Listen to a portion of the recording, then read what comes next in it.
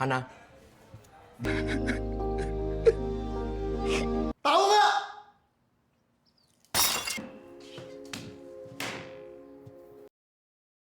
Konten ini mengandung spoiler, tapi tak usah khawatir, kami rangkum ceritanya tanpa merusak pengalamanmu saat nonton film aslinya.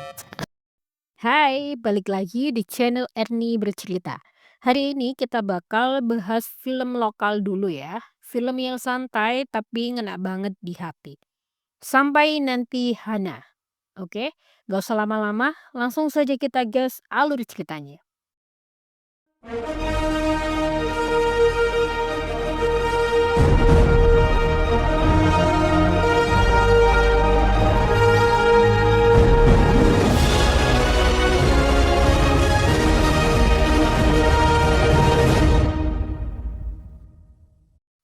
Cerita ini bermula dari suara. Bukan suara azan, bukan suara tukang bakso. Tapi suara Hana. Hana, bukan teh. Gani. Cewek yang langsung bikin Gani, seorang mahasiswa baru, diam-diam suka alias jatuh cinta pandangan pertama.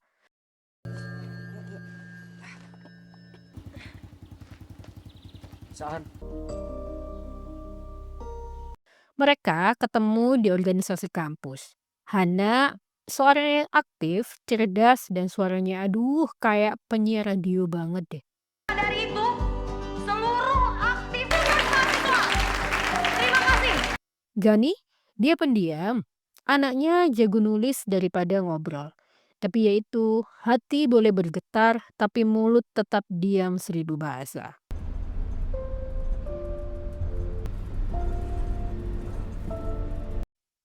Dia suka, tapi cuma bisa nulis semua rasa itu di buku hariannya. Karena buat Gani, menyatakan cinta tuh kayak skripsi. Selalu ditunda, tapi dibayangin terus. Satria juga paham kok. Hari-hari berlalu, mereka makin dekat. Diskusi bareng, kerja bareng, bahkan saling curhat. Kenapa setiap gue nganterin lo ke rumah?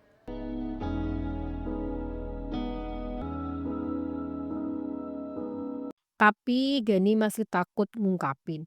Dia pikir nanti aja deh, tunggu timing yang pas.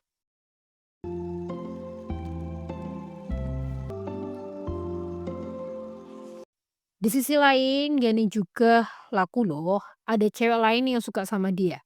Saras, mahasiswa yang tinggal dekat kosan si Gani.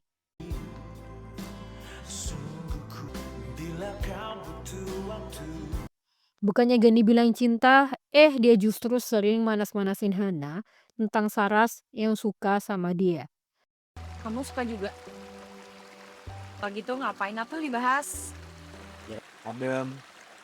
Kedengar suara air. Hana juga sering cerita soal keluarganya, ibunya yang keras dan hidupnya yang penuh aturan. Dia pengen bebas, pengen hidup sendiri, dan di sanalah masuk orang ketiga.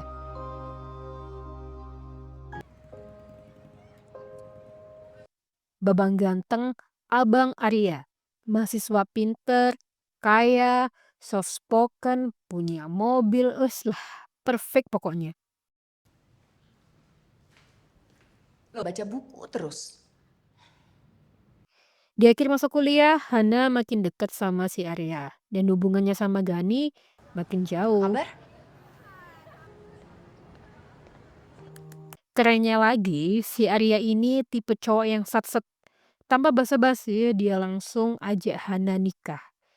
Dan dia berjanji akan bawa Hana ke Belanda untuk lanjut S2. Dua ke Belanda. Sama Arya? Cewek mana coba yang bisa nolak cowok seganteng Arya dan seperfect itu? Jelas tidak dong. Hana pun gitu, dia terima pastinya. Apalagi dia bisa wujudin mimpinya untuk S2 di Belanda. Sama, Mam. Hana akhirnya menikah. Bukan sama Gani, tapi sama Arya. Gani gimana? Ya masih diem aja, ngelepas Hana gitu aja. Patah hati sih, tapi dia berusaha ngelanjutin hidup.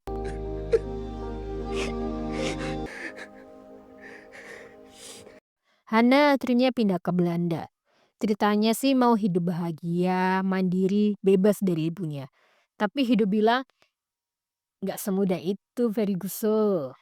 Arya ternyata bukan suami idaman. Dia kasar, manipulatif, dan makin lama makin bikin Hana ngerasa sendiri.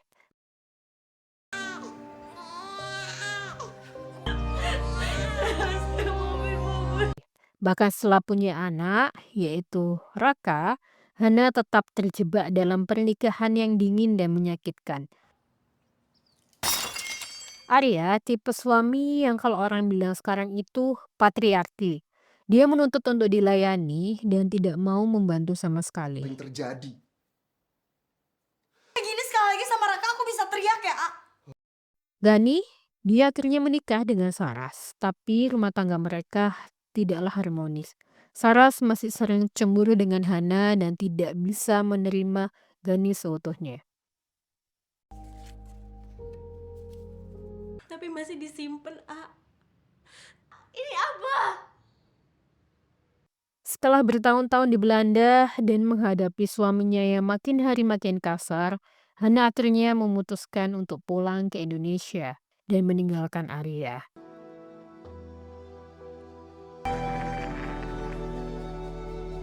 Dia pulang bukan untuk reuni ya, untuk menyelamatkan dirinya dari rumah tangganya yang sudah hancur.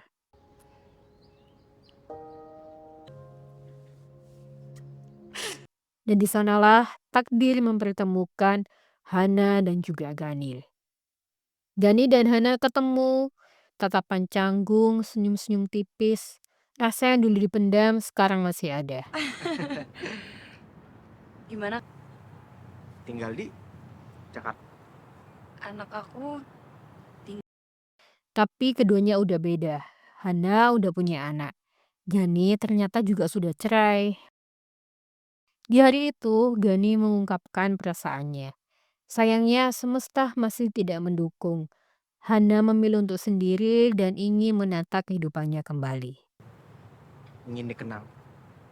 Sama seringnya kamu kayak PHP-in aku. Masih kan? Hana sekarang sudah bahagia berdiri di atas kakinya sendiri tanpa bayang-bayang Arya.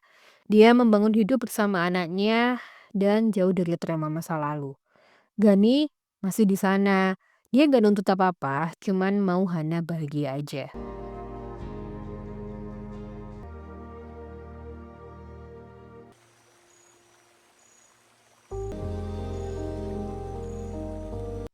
Jadi itulah cerita simple dari sepasang muda-mudi yang karena salah satu di antaranya tidak mau mengungkapkan perasaan atau memendam, pada akhirnya mereka berdua kehilangan kesempatan untuk bersama. Kadang cinta paling tulus itu bukan soal aku bilang cinta kamu, tapi soal kalau kamu capek ada aku loh. Cinta sehati, sorry. Cinta sejati itu bukan soal memiliki, tapi kadang cukup dengan hadir kayak wifi tetangga yang bisa numpang sinyal aja udah alhamdulillah. Dan di film ini bukan cuma kisah cinta yang gagal, tapi tentang kebenaran, pengorbanan, dan menerima bahwa nggak semua orang yang kita sayang harus kita miliki. Kalau kamu suka cerita kayak gini, jangan lupa like, komen, dan juga subscribe ya. Karena tiap klik dari kamu membuat aku semangat untuk buat konten-konten yang lain. Buat teman-teman yang mau request, mau dibahas film apa lagi, boleh banget komen di bawah. See you.